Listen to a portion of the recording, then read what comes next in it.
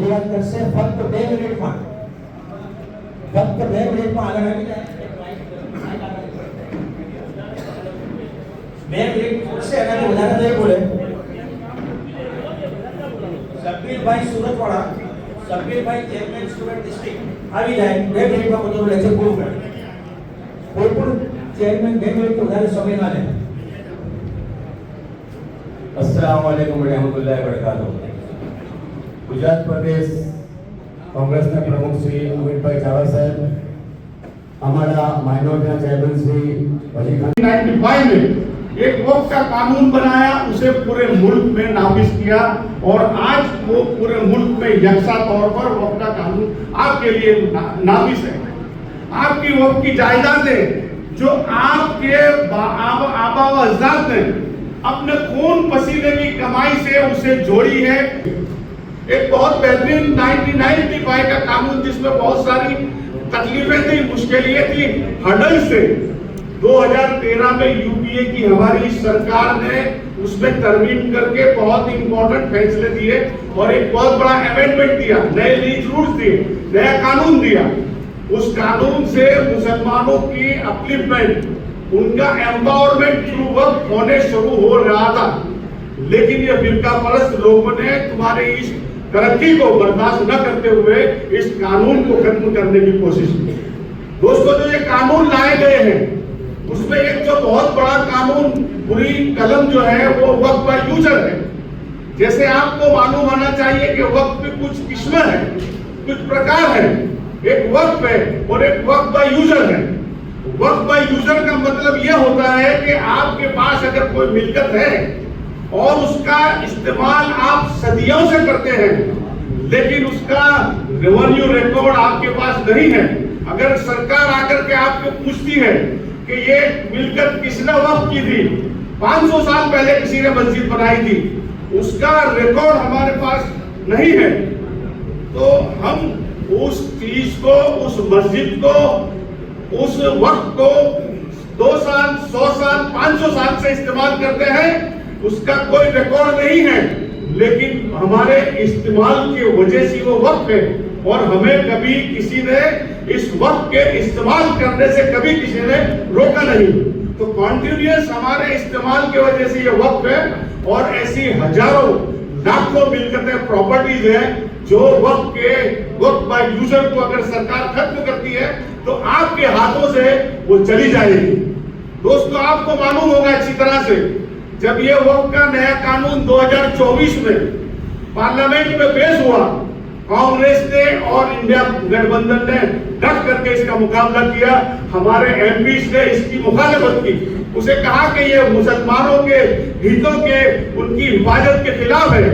और ये पहली बार 10 साल में हुआ कि किसी कानून को जेपीसी में भेजना पड़ा और ये पहला कानून था जो जेपीसी को उस वक्त की भारतीय जनता पार्टी की सरकार ने, नरेंद्र मोदी की सरकार ने मजबूर होकर के जेपीसी को दिया। जेपीसी में हम लोगों ने काफी बात की, लेकिन कुछ सेक्शंस उसमें सुधार करके फिर से वो कानून लाने की कोशिश हुई और उस कानून में, जैसे मैंने कहा, वक्त बाय यूजर और ऐसी बहुत से कानून हैं, जैसे कि ये प्रॉपर्टी जो वक्त की जो मिलकतें हैं वो हमारे बाप दादाओं ने डोनेट की हुई मिलकतें, उनके पसीने की कमाई है और उसका एडमिनिस्ट्रेशन भी करने का, उसका संचालन करने का अधिकार भी हम ही को होना चाहिए। आर्टिकल 26 ये कहता है, हिंदुस्तान का संविधान ये कहता है कि आपको अपनी मजहबी संस्थाएं बनाने का अधिकार है और आपको अपनी मजहबी संस्थाओं का संचालन करने का भी आप ही को अधिकार है। लेकिन इस सरकार ने हमारे इस वक्त के कानून में गैर मुस्लिमों को वक्त बोर्ड में रख करके, सेंट्रल वक्त काउंसिल में रख करके हमारे आईन का उल्लंघन किया है। हम ये चाहते हैं कि ये हमारी प्रॉपर्टी है, इसमें हम ही को रखा जाए, उसका फैसला भी हम ही करेंगे।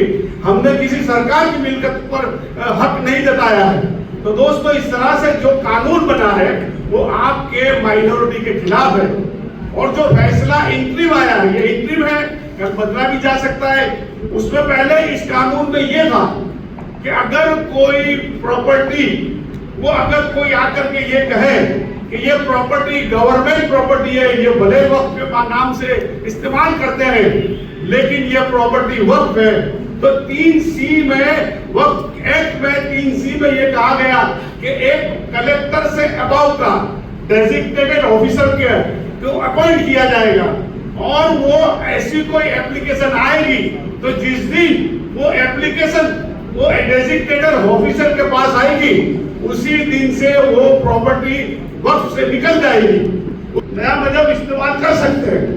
लेकिन आर्टिकल 25 के खिलाफ ये मुल्क में जो कानून बनता है वो कानून भी हमारे खिलाफ था। तो ऐसी बहुत सी प्रोविजंस है। वक्फ एक्ट अमेंडमेंट पे अगर मुझे बोलना है तो मुझे 3 घंटे भी कम लगते हैं। तो ये जो सेशन है, ये खास सेशन है, खास मकसद के लिए बुलाया गया था, सृजन अभियान के लिए बुलाया गया था, हमारे संगठन को मजबूत करने के लिए बुलाया गया था। उस पर हम हमारे नेता भी बात करेंगे। और एक अहम बात मैं आपसे कहना चाहता हूँ कि कुछ मुस्लिम पॉलिटिकल पार्टीज, बहुत सी पार्टीज हैं, वो आपके मसलों को भारतीय जनता पार्टी के इशारे पर रोड पर लेकर के निकलते हैं।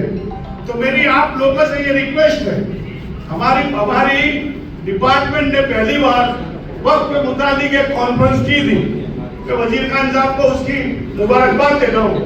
तो हमको अपने मसलों के लिए रोड पर आना पड़ेगा। आप सिर्फ पार्टी का काम करो, ये अहम है, लेकिन हमारे जो मसले हैं वो यूसीसी का हो, वो वक्त का हो, वो कोई भी मसला हो या राइट्स हो, कहीं जुल्म हो, तो आपको रोड पर आना पड़ेगा, वरना दूसरी पार्टियां आपकी जगह लेगी और आपको मुश्किल पड़ेगी। वो सारे लोग भारतीय जनता पार्टी के इशारे पे काम करते हैं और कांग्रेस को हमें जिताना है, कांग्रेस को मजबूत करना है। हमारे प्रेसिडेंट के हाथ मजबूत कर रहे हैं, हमारे वजीर खान साहब के हाथ मजबूत कर रहे हैं। मुझे बोलने का मौका दिया, मुझे आपने इतनी खामोश से सुना, मैं आपका बहुत बहुत शुक्रिया अदा करता हूँ। खान साहब का भी बहुत बहुत शुक्रिया अदा करता हूँ। जय हिंद, खुदा हाफिज।